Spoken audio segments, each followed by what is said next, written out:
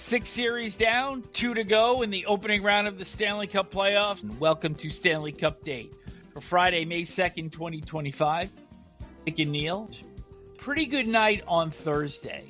A lot of compelling TV. And I made it through the very end. I was actually eating chicken and granola and all kinds of stuff between 11 and 1 a.m. That's not a good time to eat. Didn't your mother tell you that? You're not supposed to eat late at night. Games were going. Just throwing caution to the wind. Well, I got to tell you, out of the games last night, everybody went into Thursday night thinking, is Toronto going to be the big disappointment again this year? Are they going to lose and then end up losing the series? And holy moly, guess who comes out of last night as the big disappointment? And everybody is pissed off in L.A. because they ended ahead of Edmonton. They had home ice advantage. They won the first 2 games, and the Oilers roared back 4 straight. Jim Hiller could be in trouble. That series flipped in Game 3, and they never were able to get back off the mat after that. And it is part of Stanley Cup lore that things that appear so benign at the time that they're happening have enormous consequences in the end. And they're never forgotten about by the fan base, because if you think about Don Cherry, what do you think about right away? Too many men. Too many men on the ice, and that led to Montreal's Stanley Cup. Now, I don't want to jinx this poor guy, Jim Hiller, but when you think of Jim Hiller now, what do you think of? Think of the blown challenge and the unnecessary challenge. The bad challenge. Yeah. You know, the bad challenge. And that's what turned this series around. There's no doubting that. And so this is the stuff that happens in the playoffs. Folklore comes from the playoffs. We're going to start with the Maple Leafs. Finishing off Ottawa 4-2. Thought it was a terrific game last night. And the core 4 were really being counted on to deliver and get the pressure off of the Leafs, put Ottawa to the sidelines. And I thought they played a terrific game. All 4 of them last night. And Matthew Nyes, who you had said earlier in the series, probably makes it the core 5 now. I love Nyes. I mean, he's wears Eddie Shack's number, but he's a power forward for the Maple Leafs. You know, Max Pacioretty, who used to be the captain of the Habs and prolific goal scorer, played for the Vegas Golden Knights. I mean, he gets an important goal in this game. Who would have thunk it? Because he wasn't playing at the beginning of the series. And it was a terrific game. It was a great effort by Ottawa as well. And they did everything they could to extend the series. Pacioretty, who got the eventual game-winning goal in this game, actually had the best chance in the first period, hitting a post. And then Thomas Chabot blocked a Max Domi shot, getting in behind Linus Ullmark.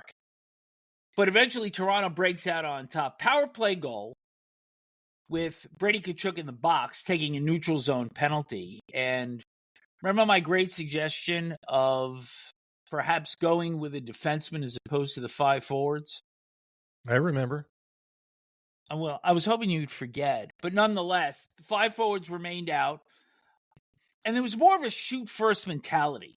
And on Auston Matthews' game-opening goal, excellent screen on Linus Ullmark. And in the first period, I thought even though the Maple Leafs had a 7-3 edge in shots, I thought Ottawa had the territorial edge, and Anthony Solars was good when needed.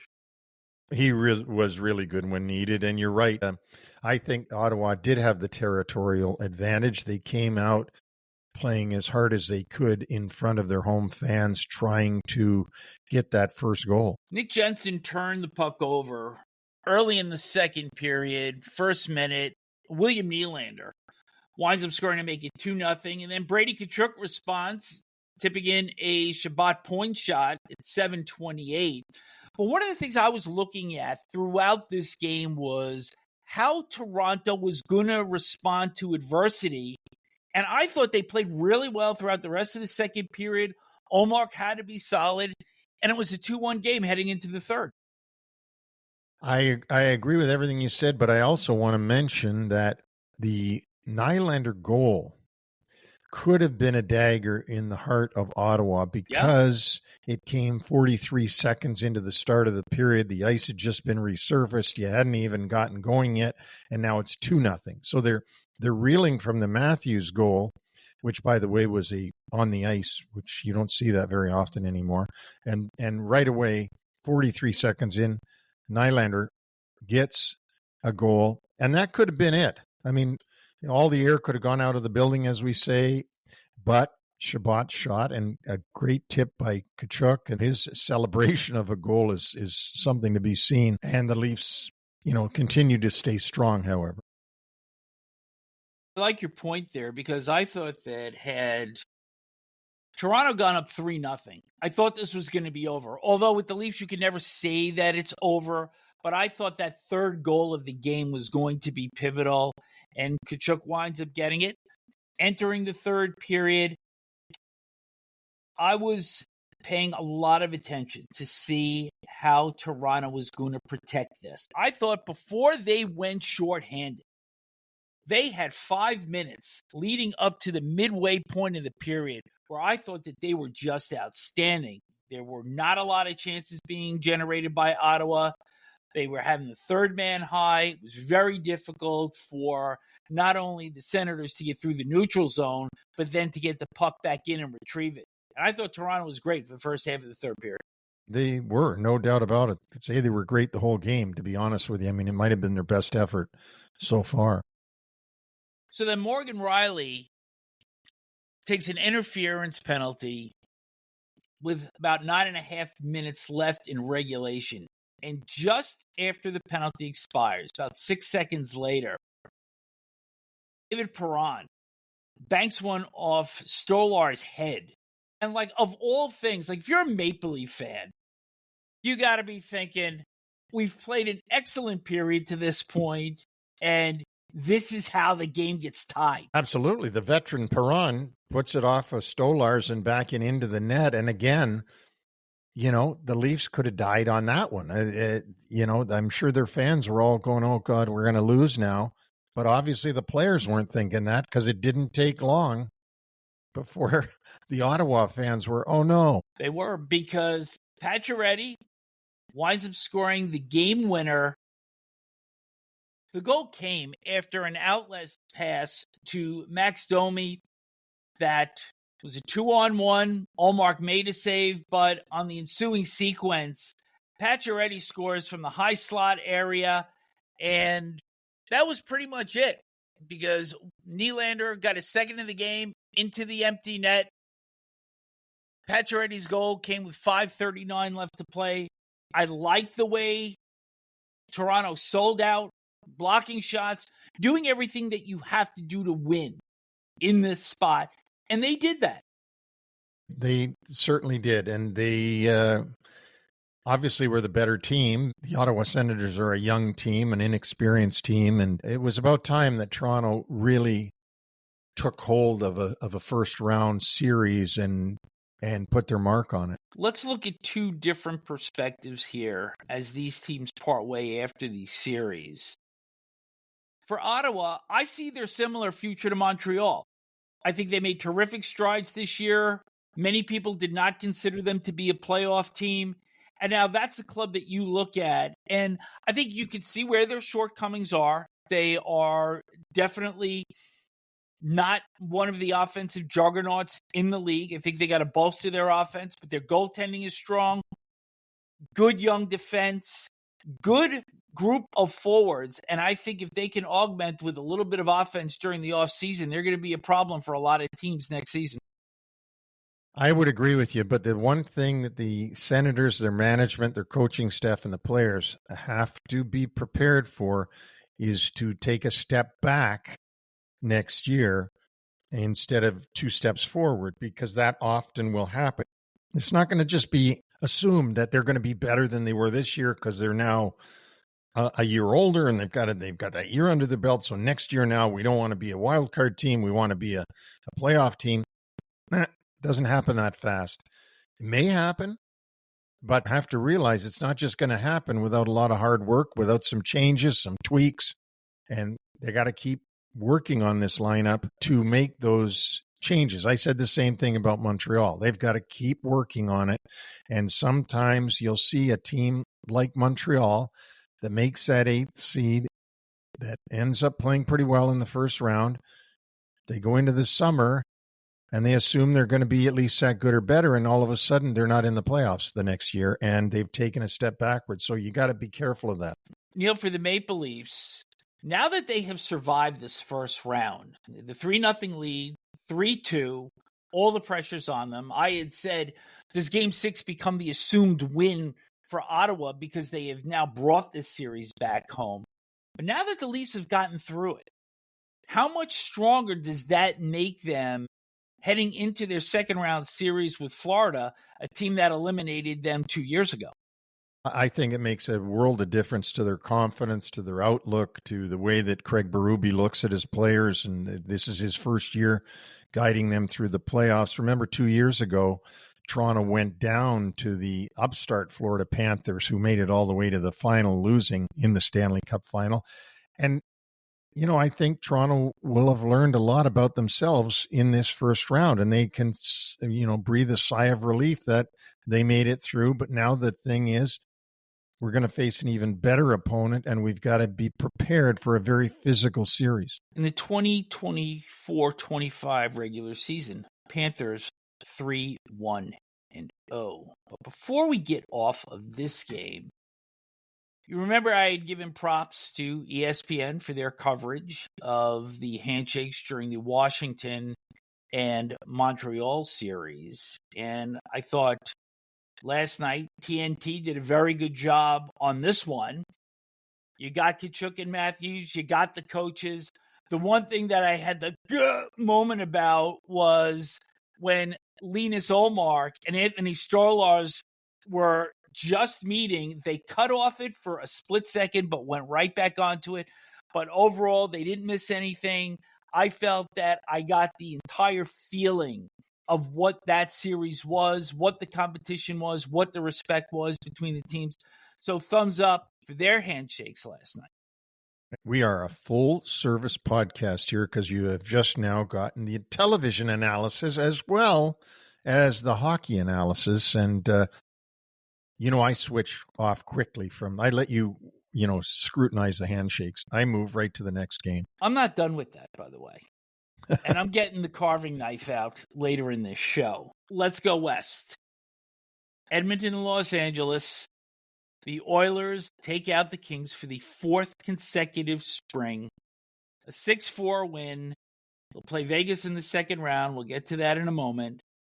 But this is one of those series that if you're the Kings, you're like, not only could we have won this in a sweep, they would have gotten a ton of rest. They would have had time to be healthy. And now they're going home. And this is devastating for them, I believe. I think it's just a catastrophe. This is the year that they should have been able to beat the Oilers. They went up 2-0. They never lose at home all regular season. I mean, they lost, 3 or 4 home games all season. Yeah. And then they win their first 2 at home, as I said. And now they can't even come up with 1 win in the next 4 games. I'm telling you that Jim Hiller could be in trouble because of this way this season ended. And I've seen it before. You remember Tortorella got fired from the Rangers when he didn't win the second round, and he'd already won the first round. So coaches do get fired for stuff like this. And I'm not saying that he should be fired either. So don't get me wrong. I'm not saying that at all. But the pivotal time, as we mentioned earlier, the pivotal point in this series was the botched call for a review. And that ended up with a power play for Edmonton, which caused a goal, which deflated the Kings. And they went on to go down 4 straight games to Edmonton. And it's the 4th straight year. Like, think about that. 4 years in a row, your fans show up and you lose to the same team. That's going to be a tough pill to swallow. There's no doubt. And I think we saw the Kings game really start to come apart after game 4, because the first 4 games of the series, the front end of these contests, you saw the heaviness. You saw the push. You saw the good transition game. And that completely went out the door in game 5. And it kind of continued in the 6th game on Thursday, because as opposed to coming out and forechecking and trying to pin the Oilers in deep and making their defense make plays in their own end, there were 4 goals scored in the first 5:55 of the game. Quentin Byfield, then Adam Henrique, then Brant Clark, then Ryan Nugent-Hopkins. And the bottom line is, this is the antithesis of the way the Kings would want to play in an ideal situation. Absolutely. And we don't know what happened to cause this. The Oilers kept playing their game. 10 goals scored last night in that game. Yeah. That's not Kings hockey. Nope. And the whole series was like that. It was high scoring. And that's not the way the Kings, got to second place in the division this season. Something fell apart. Yeah. Because by the end of the first period, Zach Hyman, his second of the series, and it's a 3-2 lead for the Oilers going into the second. Even though it was a track meet, the Kings did have a little bit of push towards the end of the first. And early in the second period, Calvin Pickard subs Warren Fogle on a breakaway, and then Philip Deneau on a 2-on-1. So the area that was supposed to be exploited by the Kings, and they certainly got Stu Skinner out after games 1 and 2, and Calvin Pickard comes in and saves the day with 4 straight wins. It's really incredible. And there was a genius on this podcast who said that they should leave Skinner in net in the third game. And that wasn't you. That's right. And there's only two of us here. Yeah. And so good on Chris Knobloch that he didn't listen to me and he put Pickard in net, and Pickard wins 4 straight games. And that was supposed to be the Achilles heel of the Edmonton Oilers, goaltending. It still might be, but this is a pretty good story that's being written by Pickard here, that, boy, if you had Skinner in your playoff pools, you're SOL. You are. By the way, did you see Brown's empty net goal? Doughty, with 8 seconds to go, tries to take a slap shot down the ice in desperation to just try anything, like a guy doing a basketball shot from his own end of the court. And Brown blocks it inside the LA zone and gets the rebound off himself and puts it into the empty net. Yeah. Yeah. I got to admit, I haven't seen that happen before. No, but that's what happens in desperation. And you had to feel for Doughty and Kopitar at the end of this, because both Warriors, they both have 2 Stanley Cup rings. They're both towards the end of their careers, although probably not at the very end. But a lot of times the losses sting more than you get the gratification from the win. And to go down 4 straight springs to the Oilers, that's got to just suck for them. I got to tell you, Vic, I've been there, and the losses are lower than the wins are high. Yeah. It's a lower low than the high is high. And that's what makes it so difficult in working in such a competitive environment. You learn to, punish yourself mentally when you lose. And that punishment is really tough that you do on yourself and that any competitive person does on themselves. And the guy that won can't sit and rest on his laurels. He's just got to say, what could I do better? What could I do better? What could I do better? And so, yes, you're right on. The low is very low. And the high is, well, let's move on to the next series. Barry Melrose put it better than anybody ever has, just saying losing hurts more than winning feels good. And I don't think that there is any series that we have seen in the opening round that encapsulates that phrase more than this one. Well, I think this is the one. The next one coming will be who wins in the Colorado-Dallas series. And if St. Louis ever beats Winnipeg, that low might be lower than LA's low, because that President's Trophy winning team. But that's not here yet, so let's not waste our time on it. Well, we're getting to it. But first, we're going to hit on Vegas and Minnesota because the Golden Knights close out the Wild with a 3-2 win. They will meet the Oilers in round number 2.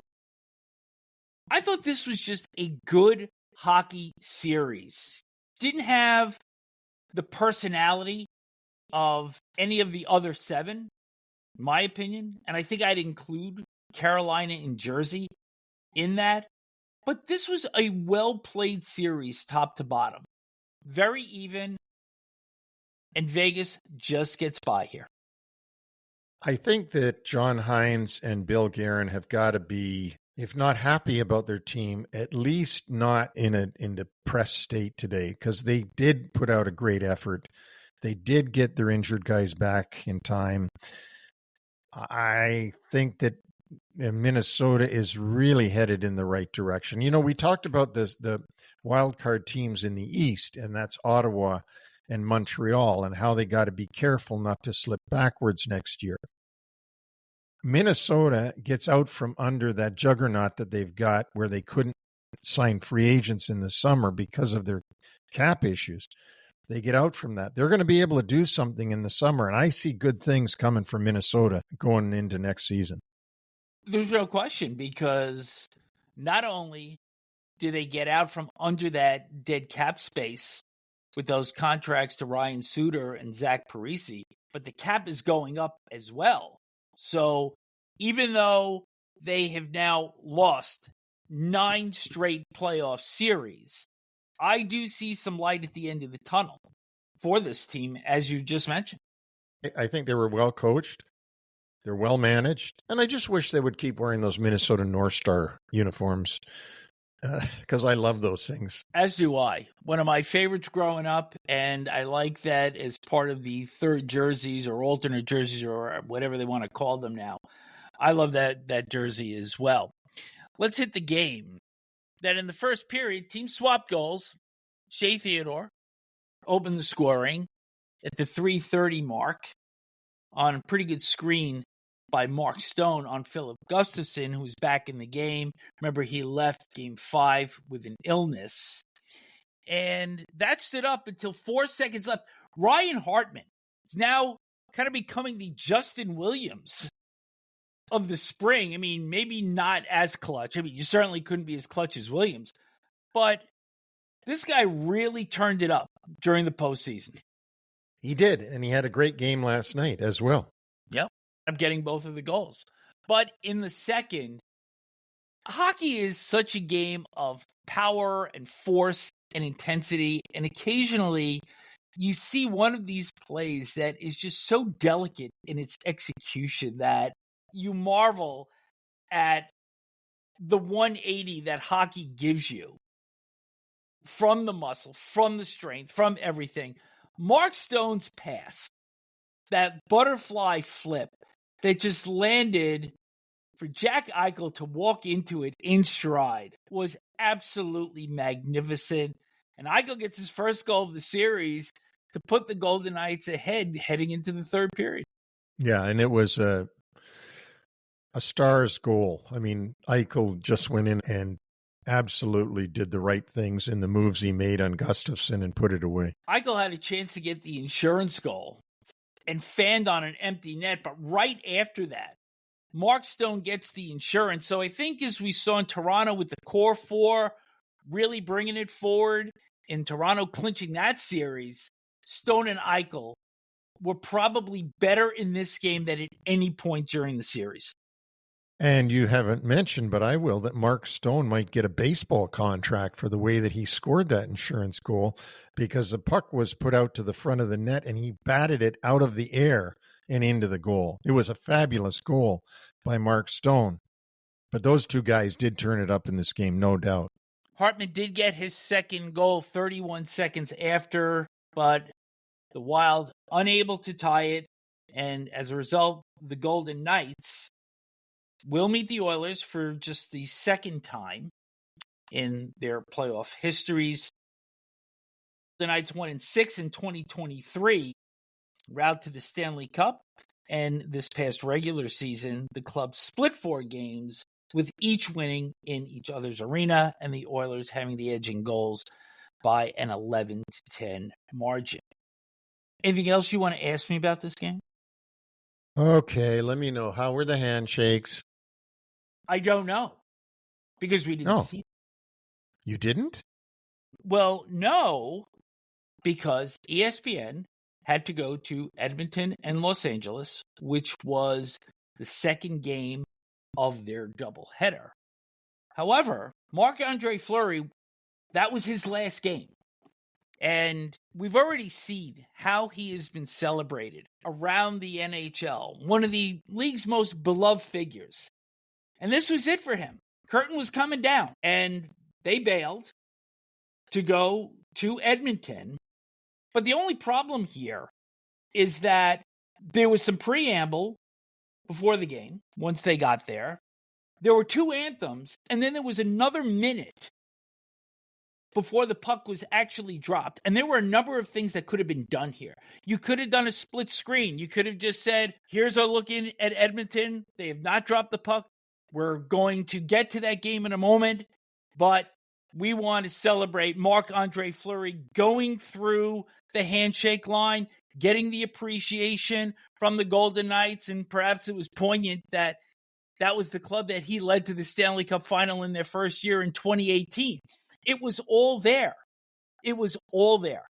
And the officials stayed on ice. The Golden Knights stayed on even after the handshakes were over so that they could tap their sticks and salute him before Fleury was the first person off of the ice. And from my seat, that's a total blown call. And it's not the producer. That comes from an executive level. And that's a huge whiff. Now, during the intermissions of Edmonton and LA, the studio did a good job in both intermissions, recapping and showing the handshake line and all the adulation that Fleury deservedly received. But there's just nothing like seeing it live. That was a whiff. Big one. And how does this happen though? Like, if it comes from way up above, what are they doing? They're calling the truck at that time and saying, we're going to Edmonton? They just want to go to Edmonton. They just want to make that switch site to site. And it was just way too soon to do it. And it wasn't necessary. I mean, doesn't somebody tell them, like, no, we got to see this handshake? If I was in that control room, I would have been fired last night because I certainly would have voiced that opinion. That's why I'm here with you. I know. Thank God. All right. I am putting the carving knife away. The only series that was not decided on Thursday, Colorado Avalanche saved their season, 7-4 winning Game 6. That series is tied at 3 games apiece. Game 7 at Dallas, Saturday, 8 o'clock. And going in, Neil, this was, for a lot of fans, going to be the most anticipated of all the series. And for this one to go the limit, everybody's gotten their money's worth here. You've got so many superstars playing in this series, so many electric players on both sides. And that's what makes a great series, is great players. And unfortunately, some of these great players are going to be done for the season Saturday night. And that's too bad. Miro Heiskanen remained out for Dallas. Jason Robertson has actually been upgraded from week to week to day. But as we look towards Game 7, if Heiskanen is that close, if you're not going to use him here, when are you using him? As I have said before, of course he's playing in Game 7. I mean, guys play with broken bones if it's a Game 7. Heiskanen will be in that game. I have no doubt about that. And if Robertson could play, he probably would too. And who's to say he won't? Going into the game, there was a terrific stat that Cale Makar had 48 shot attempts through the first 5 games of this series. Hadn't scored a goal yet, and he did eventually get an empty netter late in the game. He had 13 more attempts last night, and I think just his presence and his visibility was at a level last night that I don't believe that we had seen in the first 5 games. And unfortunately, his visibility of his number 8 trying to chase a Dallas Star for their first goal was also visible, because with the offensive flair that Makar has, and he plays with a real good defenseman also in Taves, you often see his chances that he takes sometimes end up with the puck in his own net, but you wouldn't want him to stop trying because he is that dynamic. He is. And he was part of the second goal that the Avs scored in the first period. Both of them kind of unlucky bounces because Val Nichushkin got the Avs on the board, and his shot deflected in. Gabe Landeskog, an assist. He had another 2-point game, so that's 2 in 3 games for him that he's had multiple points. And then Makar actually fanned on his shot, but it carried him to Arturi Lehkonen, and it was 2-0 after the first period. But then the goal that you were referencing, Roope Hintz, who had himself, along with Mikko Rantanen, a second period. Both players had 4 points in the second. Tying an NHL record for most points in a period. Yeah. So Hintz gets the Stars on the board at 118, and soon after that, Mikael Granlund ties the game at 2. Marty Necas puts the Avs back ahead, but Hintz with his second. And by the 7:51 mark of the second period, that game went from 2-0 to 3-3. And right before the end of the second, $1:25 left, Rantanen scores to put Dallas ahead, and they're taking a 4-3 lead into the third period before the dam broke. Yeah, the dam did break, that's for sure. And in the third period, the Avalanche outscore the Stars 4-0. First goal coming from the stick of Val Nichushkin off a Landeskog rebound, the 6:02 mark. And then the eventual game-winning goal came with 10 minutes and 56 seconds left. Goal was credited to Nathan MacKinnon, but it was actually Sam Steele trying to clear the puck from the low slot area. The puck inadvertently hit Colin Blackwell, went in behind Jake Ottinger. That put the Avs ahead to stay. One big save from Mackenzie Blackwood of Roope Hintz with about 2:16 left before Manson and Makar with empty net goals to seal the scoring. So the upshot here, Neil, there were 3 odd deflected goals by the Avalanche during this game, but they also hit a couple of posts. They outshot the Stars 48-26, out-attempted them 87-55. And when you take the composite of this game, this was really the push that I had expected, and I think you did as well, from Colorado to even this series.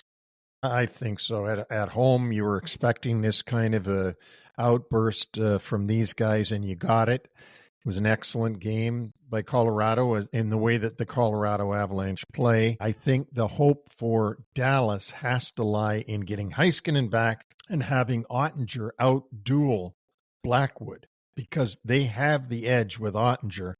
If he can hold them in, Dallas has a chance at home to take this series and sort of stifle this amazing offense that Colorado has. So you're not buying into the X factor that Stars head coach Peter DeBoer is 8-0 in Game 7s in his career?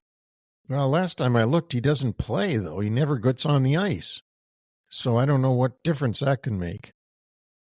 We saw how dominant Dallas was in Game 5 of this series. So from this seat, I just believe it is going to be the team that is best able to execute their style from the outset. And I believe the first goal is going to be important in this game. I'm going to go out on a limb. That is a limb. It's a very, very, very thick limb. The first goal is always important. Then let me flip this to you. Which team, if they give up the first goal, is more likely to come back? I would say Colorado, because they have such a scoring machine. We're going to hold you to that, as I have held you to just about everything in this series, by the way. Well, let's see what happens. So that's why we're playing the games. Speaking of which, we have one game on Friday. It is Game 6, Winnipeg at St. Louis, with the Jets leading the series 3-2. 8 o'clock start Eastern on TNT. And if the Blues force Game 7, it will be Sunday at 7 o'clock on TBS. Now, Mark Scheifele, number one center for the Jets, did not travel to St. Louis. Head coach Scott Arniel saying it's an undisclosed injury and would not confirm whether Scheifele is in concussion protocol, which I understand. But that's a big hole that the Jets are going to have to fill in Game 6 in order to close this series out. It is a big hole, but you know what? Sometimes when you get a big hole like that, you play better. Everybody sucks it up and plays better as a group than when the guy's actually playing. Because you got to make up for him not being there. You also want to win for him so that he doesn't feel like he let you down by getting hurt. I wouldn't count Winnipeg out of this game in St. Louis, but it'll be an interesting one because St. Louis certainly is the one team that's a wild card team. It's the only wild card team left now. Here's the other piece here is Connor Hellebuck's save percentage in this series.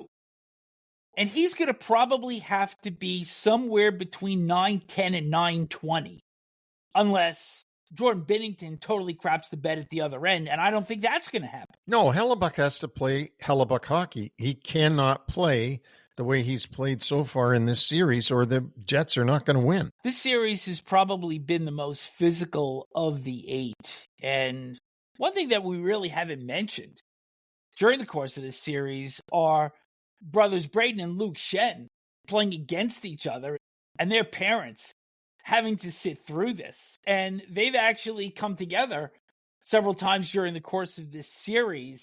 And now that you've got some bad blood in here also, that kind of throws something else into the mix, because the later you get in the series, the less you can do nonsense because the stakes are that much higher. And the Blues have to be disciplined in this one, even though you have to think they're going to try to take this game to Winnipeg early the same way they did in games 3 and 4.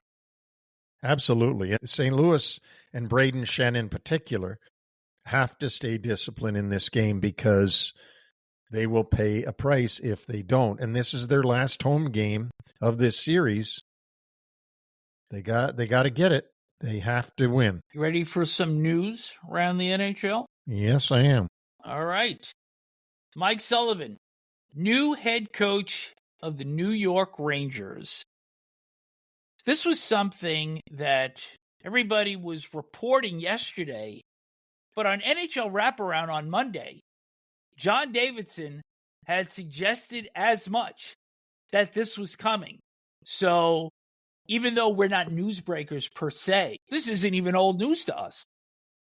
I agree. And I actually text John when this announcement was leaked out yesterday. And he said, I swear on my mother, I did not know.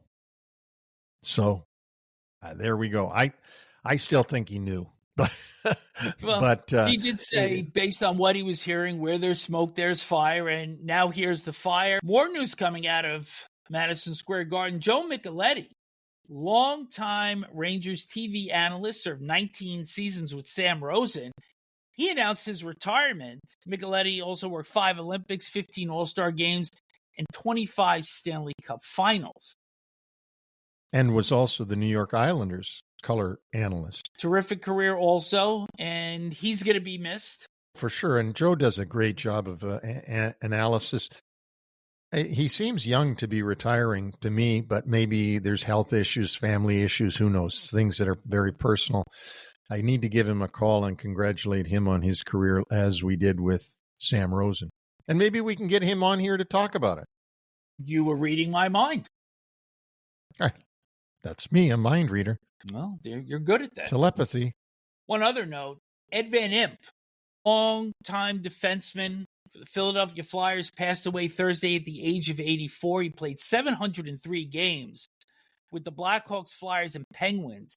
He was left unprotected by the Blackhawks and claimed by the Flyers in the 1967 expansion draft.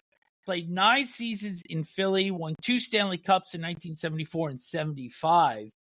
But perhaps his best-known hit was on Valery Harlamov of the Soviet Red Army during the Super Series in 1976. And that prompted the Russians to leave the ice. And as Bob Cole said, they're going home.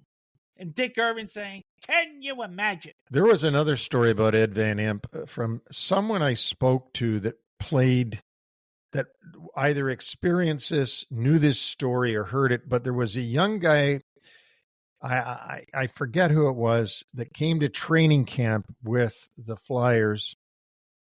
And he was paired with Ed Van Impe at training camp.